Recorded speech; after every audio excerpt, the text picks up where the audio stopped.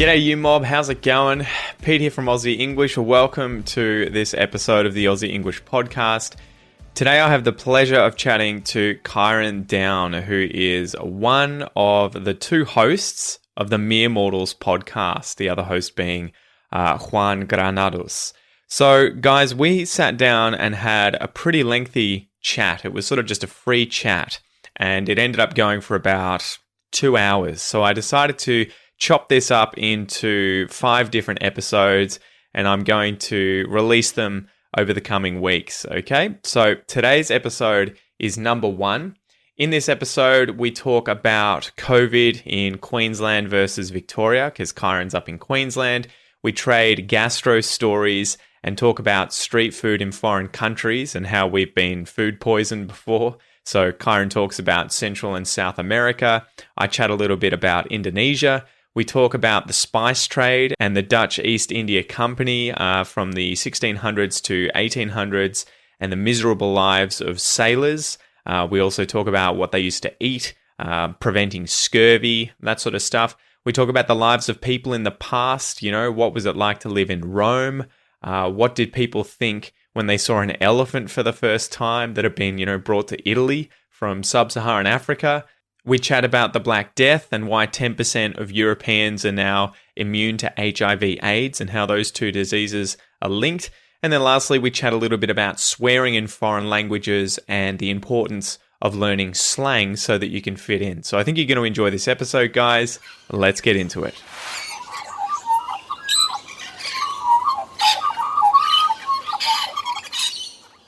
G'day you mob, what's going on? Welcome to this episode of Aussie English. Today I have Kyrin back again. He's the host of the Mere Mortals podcast and we thought we would just shoot the breeze and have a chat. How are you going, Kyrin? I'm great, thanks man. Yeah, definitely shooting the breeze. I'm always up for some of that. So yeah, just perfect timing, man. Just loving the new year, loving life. Everything's good. How are you surviving up in Queensland now that the deluge of COVID cases is upon you, like zombies that have just entered the town, right? Yeah, that's right. Yeah, because we're pretty COVID free for or like as much as you can be for a long while.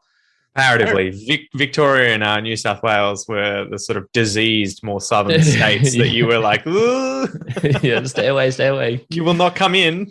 Yeah. Look, man, it's hard to gauge because you hear things and you see videos of like, oh, this is the COVID queue to like get your testing done. And it's just this massive long line as someone's dash cam. And it's just, the line goes for minutes of driving. And you're like, Jesus Christ. Sick people. Yeah. Most of whom probably have COVID, right? Yeah. And then now it's I guess it's weird because everyone's starting to think like, get mysterious illnesses. And it's like, okay, is this just us being weirdos and being paranoid? My co-host, for example, Juan, he's been convinced like 3 times in the last year that he's got COVID. And I'm like, oh, probably not, but maybe one of them, maybe one of those times. It's tough. I keep wondering where I'm going to get it because it's just a matter of time, right? Like it'd be like trying to avoid getting the flu or a cold. In the end, I think it's just going to be everywhere. But I keep thinking, is it going to be me that'll be the first in my family? Am I going to get it from daycare? Because someone, that's where are the points in my life where I have the most direct or indirect contact with other human beings. And can I be more diligent there than I would otherwise be? So like when I go to drop my son off at daycare, I think I'd probably alcohol sanitize my hands about 5 times gotcha. After touching all the doors and everything. And that's mainly just to avoid diseases anyway. Because I remember, did I tell you I got gastro the night that my wife went into labor with our second child? No, I didn't know that. Fuck me, man.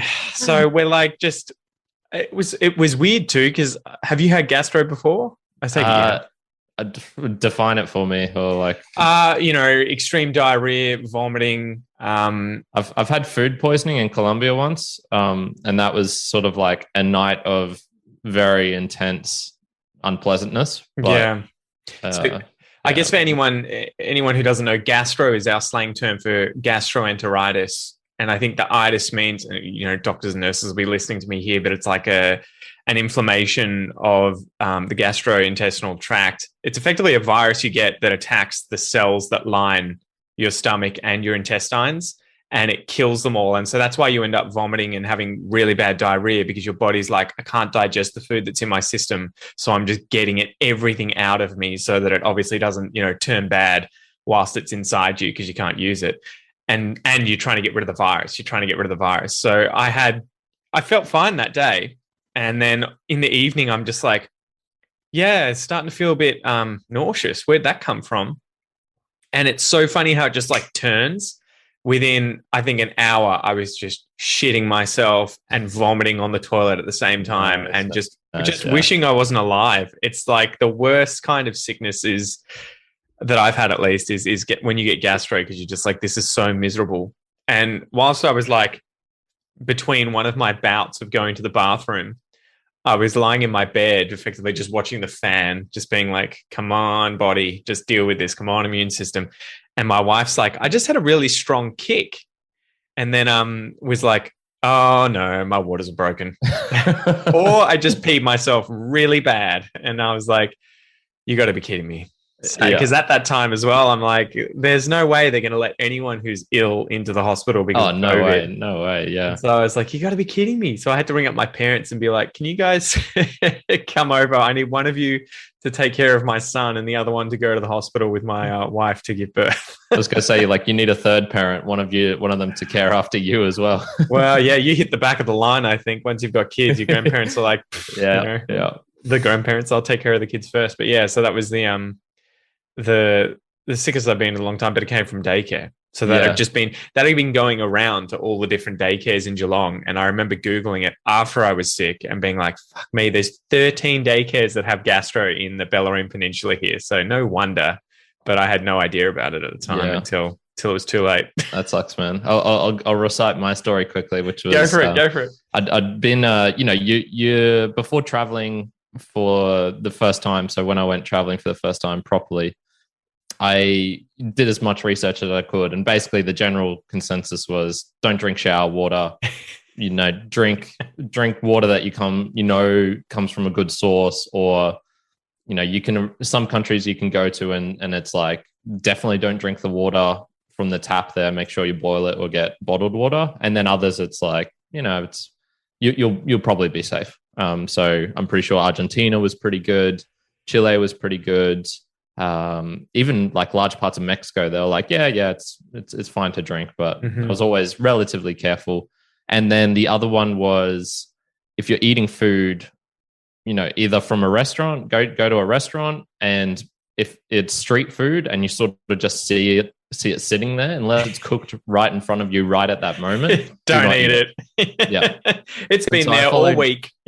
Yeah. I followed those two pretty well. I did one risky thing in Mexico where I ate it was sort of like a hole in the wall restaurant type thing, like really small. It's sort of one of those ones where it's almost as if you're walking into someone's house and they just have the kitchen at the front door and then a couple of seats around. And so one of those, it was a little bit dodgy, but I got away with it. But then when I was in Colombia, I went to, it was a chain brand restaurant. I'm struggling to remember the name. It was something that was like crepes and waffles or something like that, something to do with crepes. And I'd been there once before, was totally fine. And I got it was like a chicken curry crepe or something like that. And yeah, that evening, man, I just, my same thing, like start to feel a tiny bit nauseous, and then you're up from 10 p.m. until like 4 a.m. alternating between the bed and the shower and the toilet, and then forming that triangle.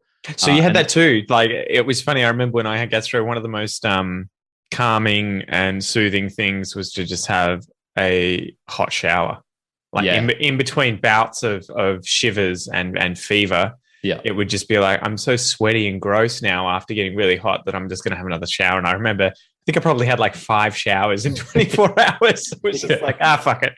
Yeah, same here, man. Like, your towel is like sodden and wet. Now, the thing I got lucky was I was in an apartment I'd rented like an Airbnb in Laudeles in Medellin in Colombia, and I was just thinking, man, like this is so lucky because probably 9 out of 10 nights whilst I was traveling, I was in a hostel, and going through that experience in a hostel just would have been the worst, man. That would have been hell. Shared bathrooms, shared bedrooms. Yeah. Because I was essentially just, I was essentially just naked, just wandering around, being like, what's the point of putting on clothes? I'm going to have to go to the shower or the bathroom or whatnot soon enough. So yeah, sharing gastro stories there. Well, it is funny though. We take that for granted, I think, in Australia, just how sanitary and clean things are. And the water is so, you can just go anywhere and you can pretty much just drink tap water. Like, I mean, unless you're in the outback and you're drinking bore water or something that's been sucked up out of the ground and not filtered, it's pretty uncommon to go somewhere and not have just tap water that you can drink. It's so funny. Even my wife, she'll see me drinking water out of the tap or in the shower or something, and she'll just be like, "You psycho, you'll get sick." And I'm like, mate, it's not Brazil, because they all have this culture too there, where I think a lot of the time, in some places at least, it is fine to drink out of the tap, but they have this culture of using this kind of cylindrical filter system next to their sink in the kitchen. And so they just put water through that, and it uses carbon and other things to clean it, I believe. And then that's what they drink, or they'll drink bottled water. But yeah, in Australia, I mean, what do you like? Are you someone who just drinks water out of the tap? If you for sure. Yeah, exactly. When I'm here, definitely. Like even just in the park or wherever. Exactly. Yeah. That's it. Even out of the bowl at the bottom of the tap where the dogs drink out of, you're like, fuck it, it's fine. Yeah. Just get down. Exactly. Don't want to waste it. So I remember going to Indonesia when we were there doing field work in Sulawesi, and it was so interesting because we had that street food thing, right? Of when we were in Bogor. So this is a town outside of, I'm trying to think, Jakarta, right? So I think, is that Java? It's on Java, right? Yeah. Yeah. I think they, I'm actually just reading a book called Nathaniel's Nutmeg, and it's about the spice wars. And I'll keep this short so I don't interrupt your story, but basically, Java and Jakarta, I think Jakarta used to be called Java, and then it sort of switched its name in that time period. Or maybe it's like, it's sort of like Bombay and Mumbai. They're sort of, they're kind of interchangeable in a way. Like if you say it, I'll know it's the same thing, but I think technically it's one or the other. I can't actually remember which one now. Yeah, so Java, I think, is the big city, right? And then I think it's also the island. I don't know. You guys who are Indonesians, you'll probably be laughing your asses off listening to this. Absolutely. So Java's the big island. Jakarta is the capital of Indonesia. And then I think it's Sumatra is the other big island. And then you've got Borneo and Sulawesi and everything as part of it too, and New Guinea. But yeah, so we flew into Jakarta and then went to Bogor, which is where the zoology museum was. And I remember just walking around, and, it was beautiful. I couldn't believe the trees. I think we had like the botanical gardens across from the hotel we were at, and there was just these huge trees. I've forgotten what they're called. Those trees you find up in northern Queensland that have the roots that come out of the tree and they go straight into the ground, and they just have these huge trunks. I've forgotten the name of them. I know them. Loads of those. But we were walking down the street and there were loads of people selling food, and I'm like, oh man, we're going to try some of this. And my supervisor's just like, are you fucking crazy? Like, it's fine for the locals. You will die.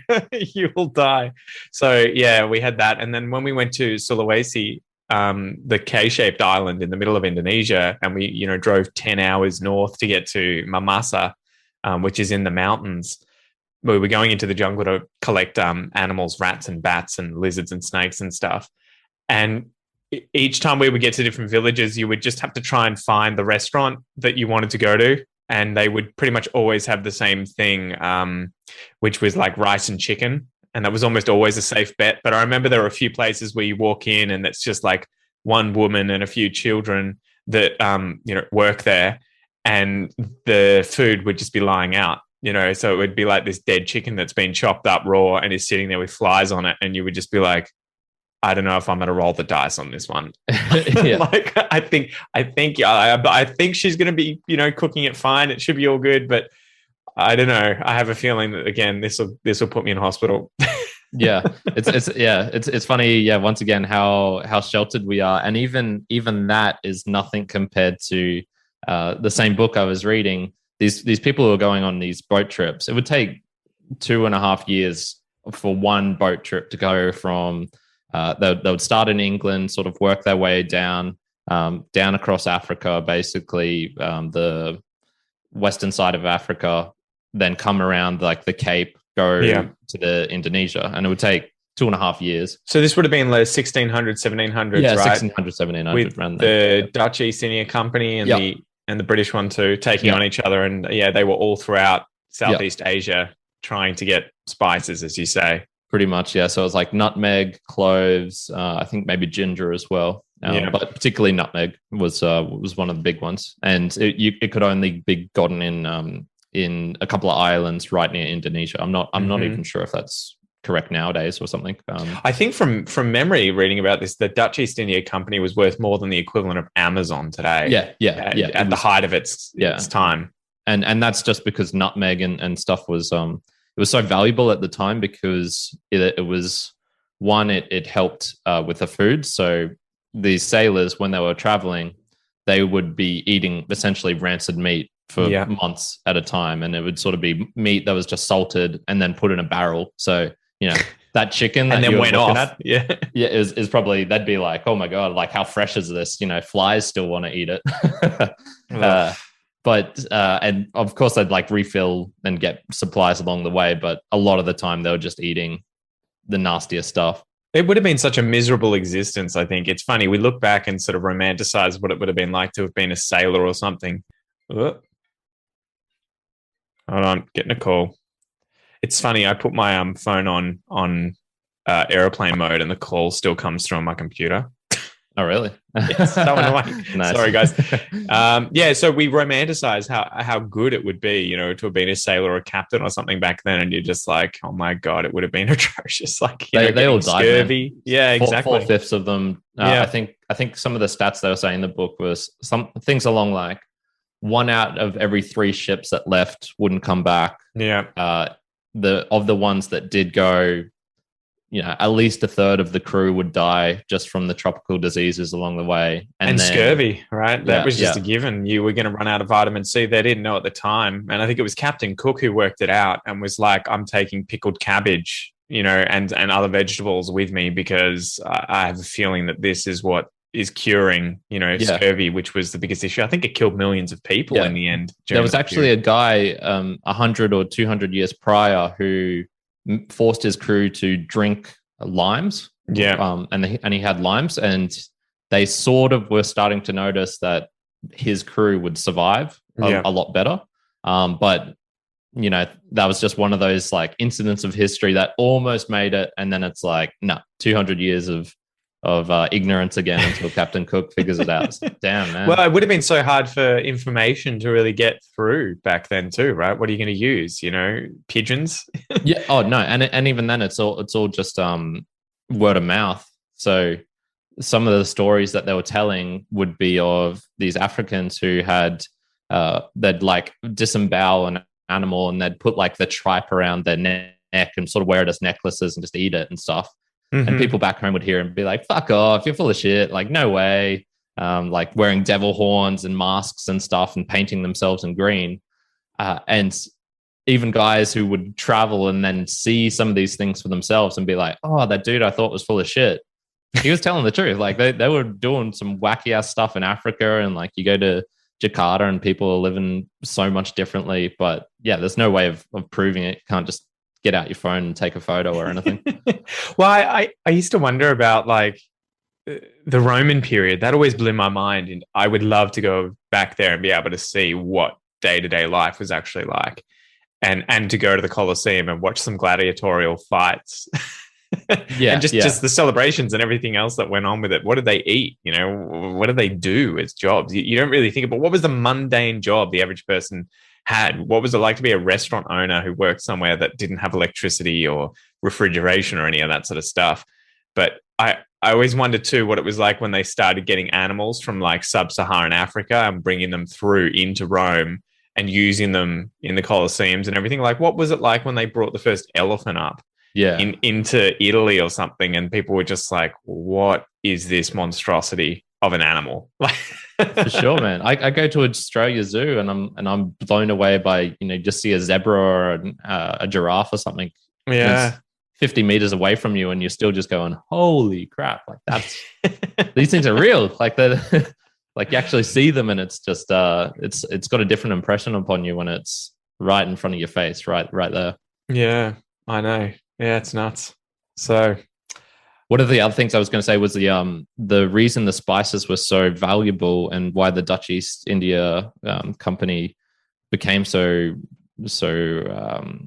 had so many assets and was so valuable was the spices they thought would cure the plague, and so it was called like the sweating disease or something. And so it was partly that, so it was medicinal purposes, and then also even the kings and queens were eating rancid meat, and they would just use cloves and spices to make like mask the taste of it.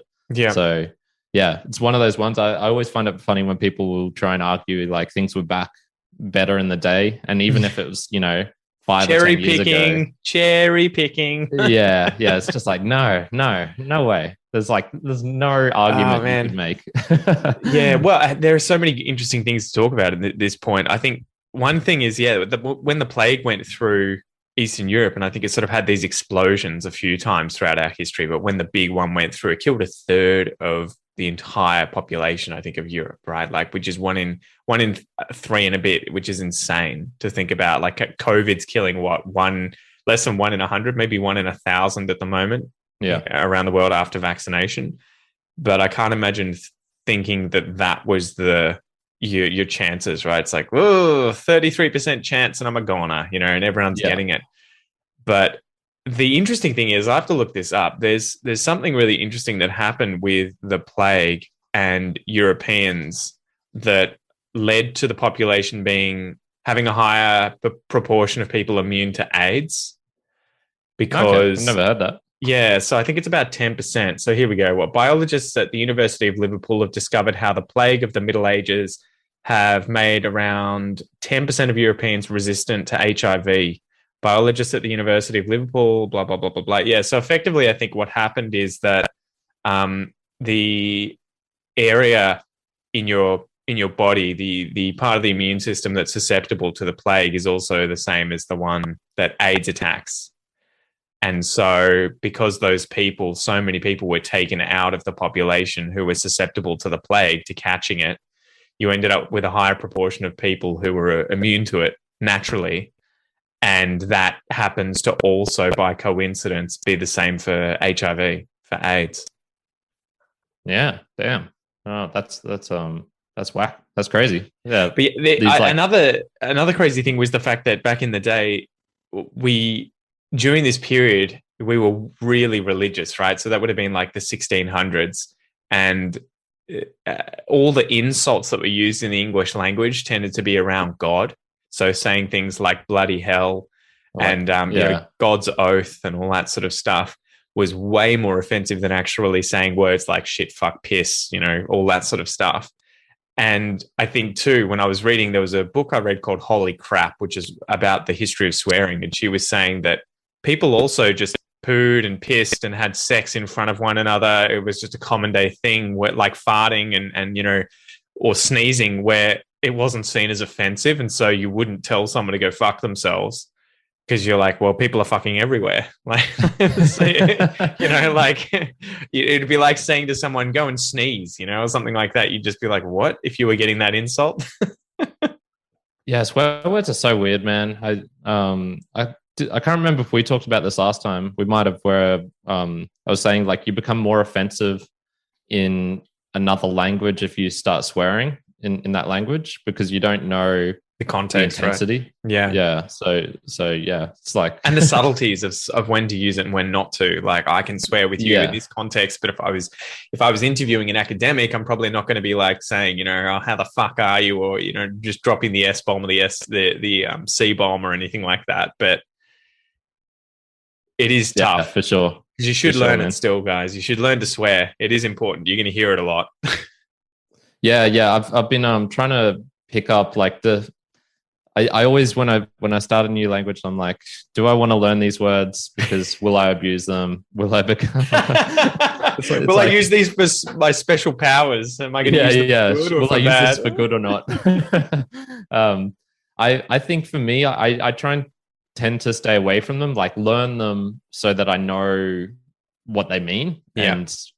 And so if someone's saying something, I can sort of get the context, but not use them myself, but use funnier ones. Yeah. My first boss, Camilo, was from Colombia. And when I was working in the mines with him, he would every now and then just say something like fair dinkum. But the way he said it was just like the pronunciation wasn't correct, like completely, like it was more like fair dinkum. And it was like the showstopper, man. He'd say that and everyone would just piss themselves laughing. It was so like such an Aussie thing to say, but in such a weird way of saying it. But it's funny when that happens, because you wonder if they keep doing it then because it gets a good reaction from people and you kind of end up with these jovial kind of interactions. Definitely. So I prefer to learn things which they might not expect, which is sort of, you can.